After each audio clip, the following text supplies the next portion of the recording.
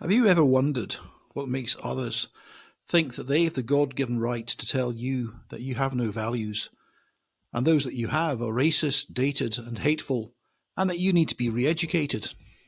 Have you ever asked yourself why you're being told to re-educate your colleagues? Have you ever asked whether by doing so you might actually be causing irreparable damage to your workplace relationships? If you really want to destroy relations with others, and the best way to do this is to question their values, to condemn them as incorrigible people who are born evil, and tell them that the only possible hope for them and society is that they must attend your workplace diversity, equality, and inclusion training.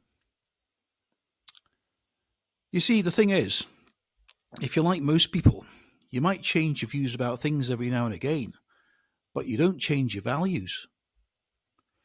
Your values were formed over many years as a child and when you were growing up. Parents, grandparents, friends, clubs, teachers, your experiences. These form the values, and these hardly ever change.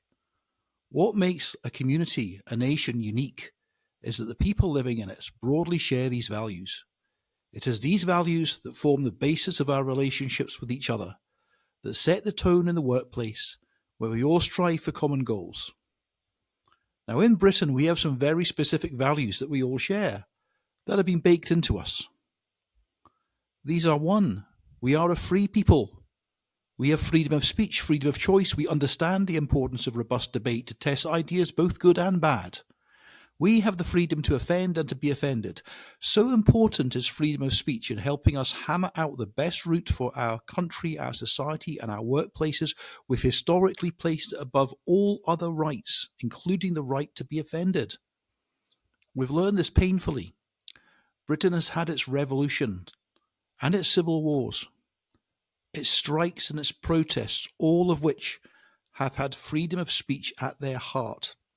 It is our most important national value. Another British value is that of hard work. Skills that take years to master, merit, should all be recognised and encouraged. There are no shortcuts to success. Hard work must be recognised.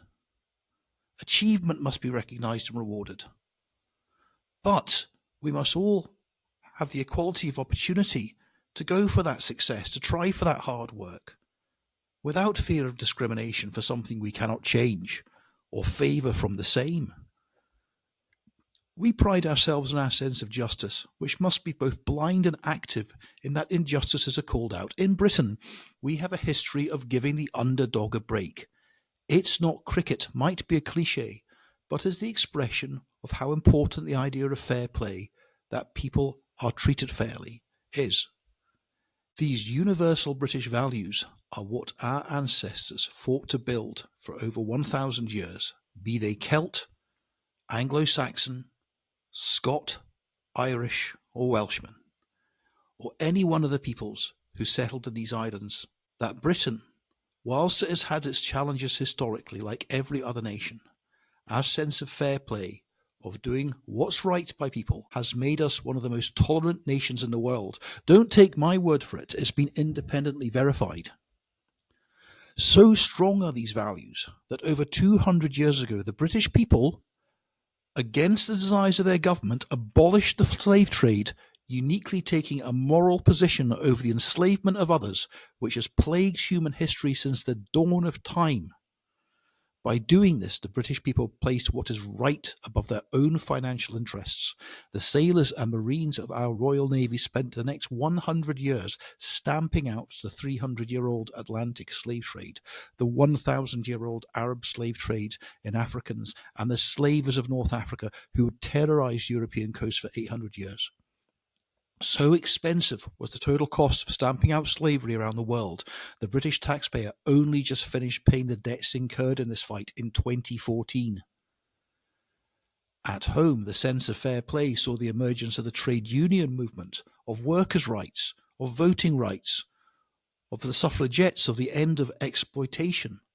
In fact, so baked are these values of fair play, right and wrong, and justice and freedom in our society that we risk everything in standing up to the forces of those who do not share them and who thought that people should be assigned value by the colour of their skin or their religion, and that value should be life or death. Our parents and grandparents and great-grandparents risked their lives and limbs for these values, and many of them paid the ultimate price. They didn't have to do this. We're a democracy, and if enough British people had refused, our government would have shaken Hitler's hand in 1940. Instead, we fought on for what was right.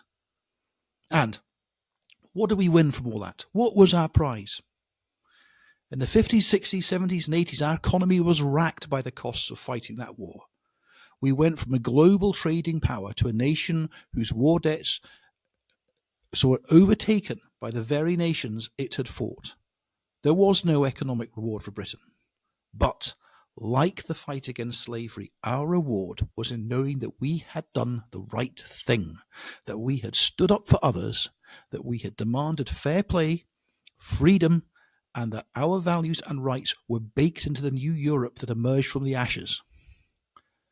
The peoples who call these islands home can rightly hold their heads up and be proud of that. When they held the reins of global power, they used them to make the world a better, fairer place for all, spending that power to rescue others from slavery and to protect them from genocide. And that is the one prize that we can rightly hold close to our hearts as Britons.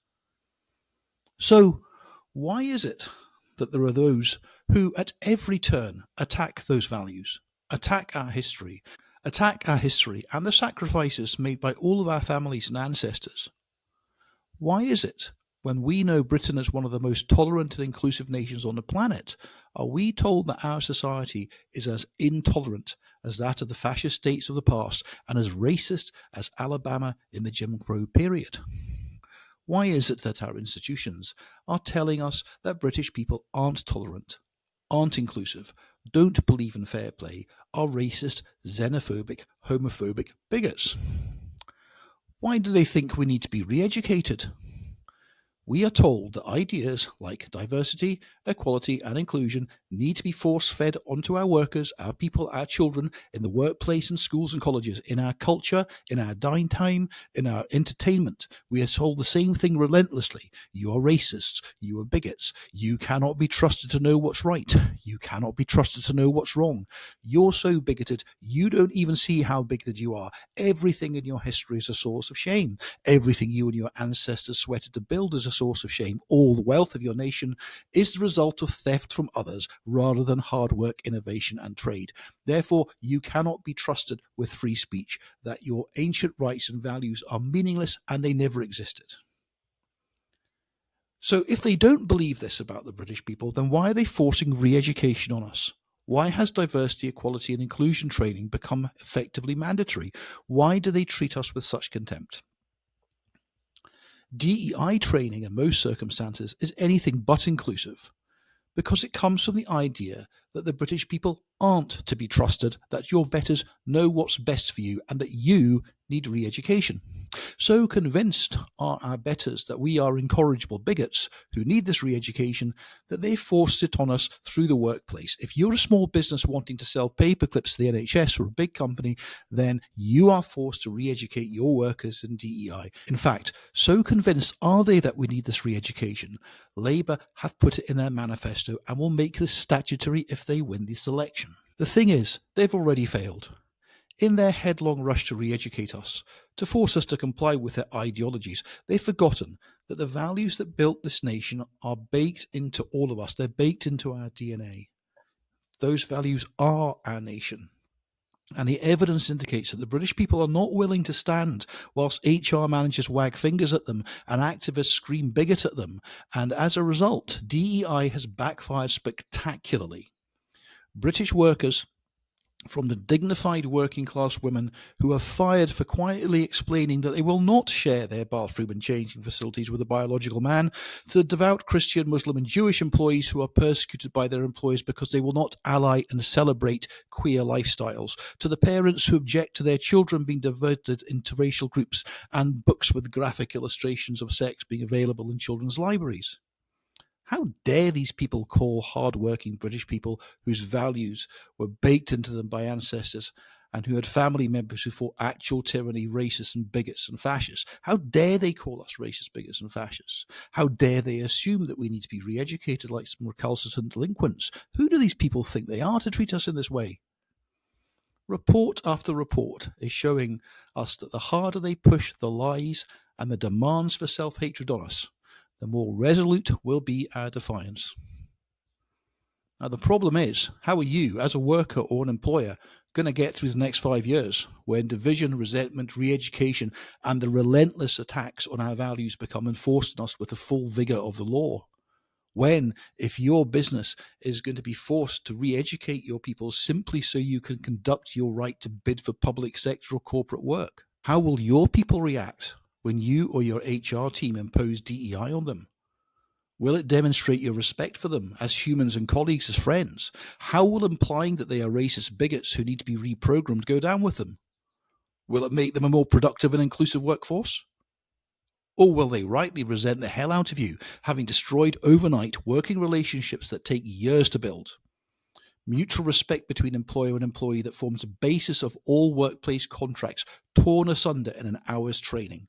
Did you know that 45% of workers who've been subjected to DEI in the UK have left their most recent employer as a direct reaction to that training? And what are the 55% who stayed? Do you think they're better engaged, motivated, and productive because you directly attacked values they've held since childhood?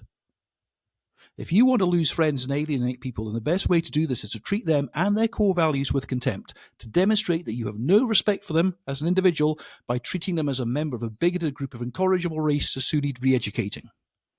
If you really want to signal to them that all their hard work and mutual respect built around over years is worthless, then by all means attack them personally and try to convince them it's for their own good. How do you think this is going to go down with your employees? And yet, our institutions and employers have convinced themselves that this is the best way to improve the workplace, to improve our society. And furthermore, if you question this, then they will shut you down, because asking them to reconsider merely confirms that you are the racist bigot that needs re-educating all along, because they are so convinced that this is an existential moment and that the country is on the cusp of becoming a cross between Nazi Germany and Alabama in the 1930s, that they can freely attack you in this way. They remove your right to reply, your perspective and views, and they will interpret any attempt to question this as a vindication that they are right and you are wrong. Now sit down, you racist bigot, and be re-educated, because we know best. HR knows best.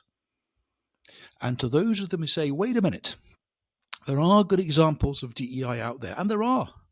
And we should be very careful about throwing the baby out with the bathwater. I would say this, okay, there are, they do exist, but the majority of it is not. It is a toxic, divisive, bigoted, ideologically motivated attack on the people of this nation by accusing them of the most horrible behavior and values that are demonstrably untrue, attacking them for their history, their traditions, their culture, their sexuality, and lastly, the color of the skin they were born in.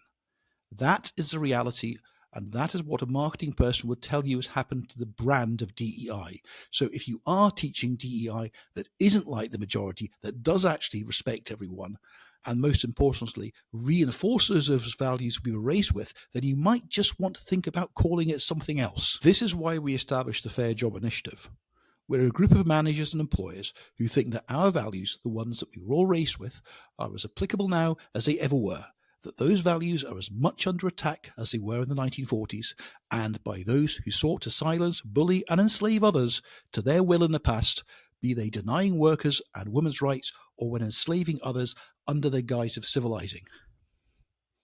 We do not believe the British people are born racists. We do not believe the British people are intolerant bigots. We do not believe the British people need re-education through their workplace, entertainment, culture, their churches, or the revision of their history. We believe that people should be judged by the content of their character and not by the colour of their skin, their nationality, their sex, their sexuality, their religion, their politics and beliefs.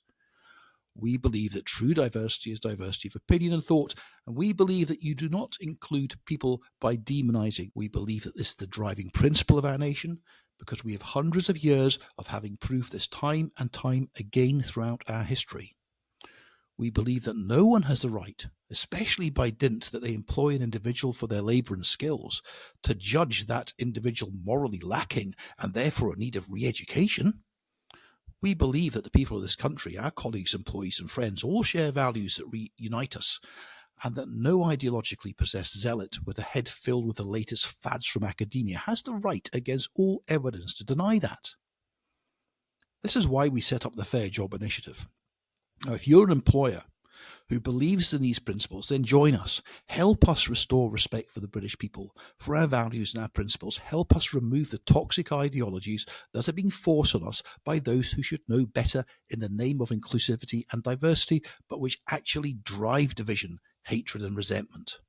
Furthermore, we will help you to protect your business, your place of work and your people from these diversive ideologies, even if they are forced upon you.